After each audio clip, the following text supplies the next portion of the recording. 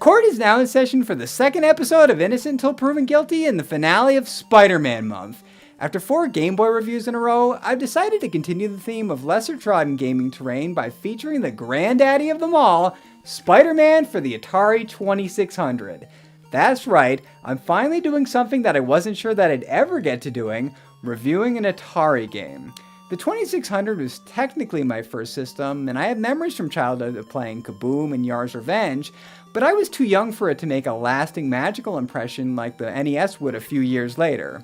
With that said, I respect the 2600 for its place in gaming history, and it's cool to feature a system that's older than I am. Speaking of which, Spider-Man for the Atari 2600 was released in the year of my birth, 1982, and was the very first video game based on a Marvel franchise. The title was published by Parker Brothers, a company more famously known for board games such as Clue and Monopoly. The Parker Brothers carts have a distinct design, with eye-catching artwork that distinguishes itself from other releases in the system's library. This being made for Atari, it's missing a lot of the features that I'm used to discussing in my reviews. There's no title screen and no backstory. Just hit the reset button and the first stage begins, accompanied by a neat little ditty.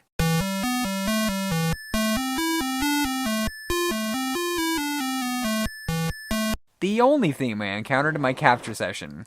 The soundtrack instead is composed of the puttering of the Goblin Glider, explosions of the bombs, and Parker's webbing expanding and retracting. Some might say that the Arl landscape is empty, but I say that it adds to the reality of the wall crawler's crime-fighting duties. The goal of the stage is to make it to the top, past all of the goons in the windows and the Green Goblin himself, in order to disarm the super bomb at the tip of the building. This is much more difficult than it sounds, especially with my less than ideal condition joysticks. For those of you who haven't experienced the 2600 firsthand, a joystick is the primary controller, offering just the stick and a single button. In this particular example, the stick is used to determine the direction of the webbing. To activate the webbing, hold down the button and then press the joystick in a direction. Hold it down for however long the web needs to be, and then release it to send Spidey traveling in that direction. Simple enough to learn, but mastering it? That's a whole other story. Pete's webbing can only stick to certain areas of the structure, which seems to be primarily the yellow-colored areas, and the safe zone isn't always the widest. If the webhead over or undershoots by even a few pixels, he'll plummet at a rapid descent to the ground below. Fortunately, he can recover from his fall by sending out another strand of webbing towards an appropriate surface. If Parker fails in his attempt to save his hide, then the result is one severely splatted superhero. Further complicating this task are the Goblin's henchmen who pop out of the windows, moving from room to room on each floor. If a web comes in contact with them, our hero will drop to the bottom. These pests are dealt with either by touching them in the adjacent window during the climb, or by shooting the web diagonally above the target and then swinging towards them. This is beneficial since the web fluid is limited, like most of the other titles covered in the past weeks. If it runs out, well, you know. Eliminating the window fiends prevents Pete's premature death by refilling the amount of the webbing. This doesn't make much sense, but I'll suspend logic and go with it. Long story short, the biggest adversary featured here isn't the baddies in the windows or even Osborn himself, but the wall crawler's primary means of transportation. Like I said before, the basic mechanics are simple as pie, but figuring out the right angles and judging the proper length of fluid to shoot out almost requires a degree in advanced mathematics. Learning the, ropes will make ascent past the tufts and the goblin a breeze.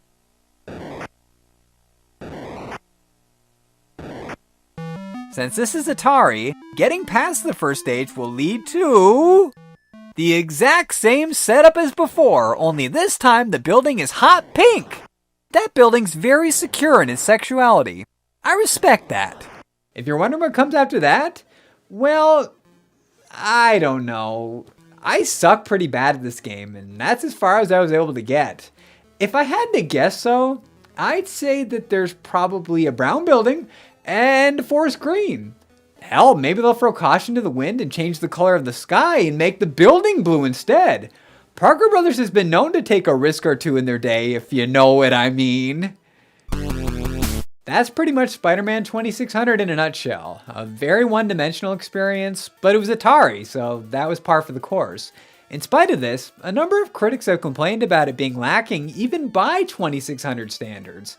Is it really that bad? Let's go to the breakdown to find out.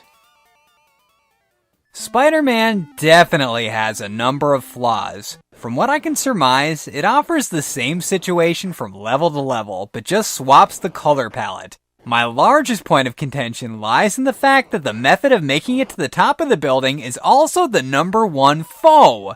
Pete can swing freely for the New York City skyline in the comics, but here he can barely swing to the sides. Another beef that I have is with the lack of music. Some stellar tunes can have the effect of saving an abysmal game, but the lack of music here results in an emphasis on the sound effects. If you're as much of a novice as I am, the most frequently occurring noise, besides the web itself, is...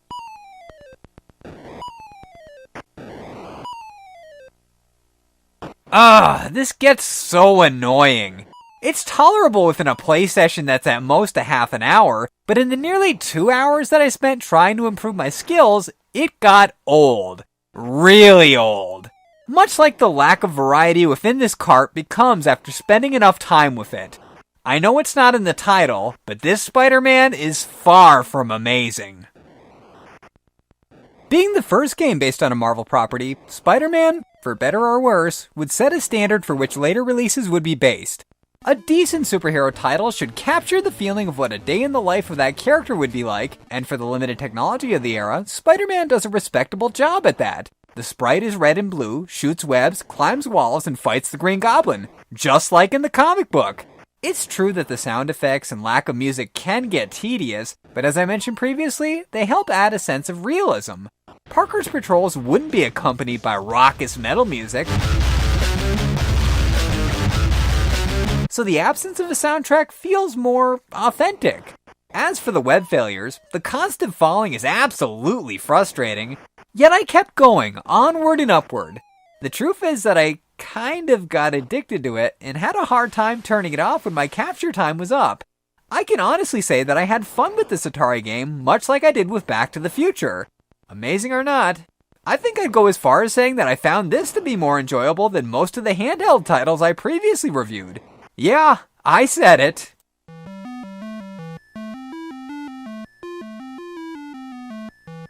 With the arguments concluded, the final verdict is in for Spider-Man for the Atari 2600. In the case of the League of Critics versus this prototypical Marvel adventure, I rule that this cartridge is... innocent. It's true that it doesn't have much to offer and is very one-dimensional, as mentioned previously, but this has to be considered within the context of the era it was released. The 2600 was designed to recreate the arcade experience within the comfort of one's home, and though Spider-Man was a creation solely of the home consoles, it fits right in with the arcade vibe of the era. Due to this, all of the nagging about a lack of story, music, and level variety are really just nitpicks. Most 80s arcade hits didn't have these features, but a ton of kids still had fun playing them, and the same could be said about this title. Spider-Man 2600 is far from the best entry in the franchise, but for being the very first of its type, it does a very respectful job of making the player see the world for the titular character's eyes. Plus, how could you hate something that had an advertisement as rad as this? I'll blow this town to smithereens! Time bomb! Try to get up there in time, Spider-Man! Must be clear my web, Goblin. Watch yourself fall, Silk Slinger! Gotta stop the bombs in time. If I don't get you, webhead, my diagnostics will! Holy Hannah! And you're running out of fluid! Is this more action than even Spider-Man can handle? Spider-Man, a video game from Parker Brothers, the ones to beat. 80s TV ads. They were the best.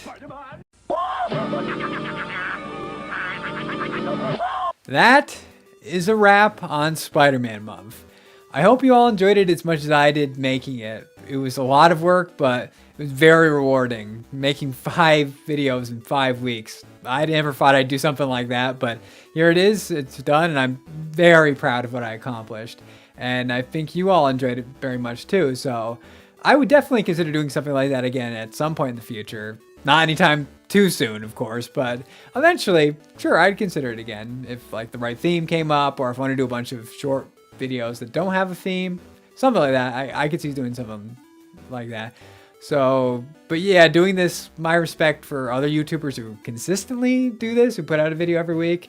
It was already high before, but it's way higher now. So I don't know how you guys do it. It was quite a burden. Not burden. Burden's the wrong term.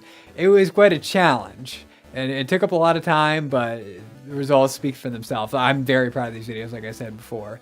So with the end of Spider-Man month, I think I'm gonna take it easy for most of September, because I mean, you can understand, I'm sure, guys, because you know it's a lot of work. So yeah, I've got a bunch of games to play, games that will show up later in the series, this series mostly. So yeah, you can look forward to that. I'm not gonna say what they are; they won't reveal them, but there's some good stuff to come in the future. Trust me.